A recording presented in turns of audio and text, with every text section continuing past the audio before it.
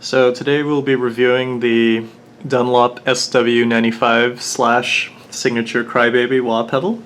As you can see here, it comes in this pretty attractive dark red glossy encasing.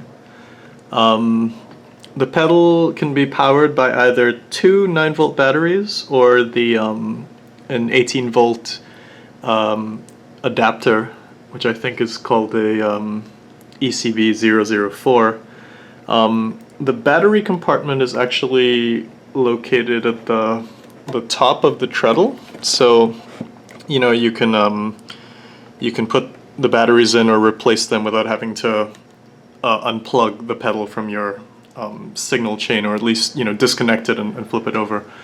Let me see. There's also some additional controls on the side. So you have this push switch which engages the distortion effect, and you can see like that red LED comes on when that effect is enabled. Then here you have some controls. This one is for the gain level of the distortion circuit, and then this one is the volume of the distortion effect. You should be noted that you can't turn on the distortion independent of the wah. You have to have the wah effect enabled to actually turn on the distortion circuit. And then finally, when you activate the wah effect, you get this nice bright blue LED. These LEDs are actually both on the other side of the pedal as well, so won't be any confusion as to whether you've activated the effect or not. So anyway, let's get on to some examples of how this thing sounds.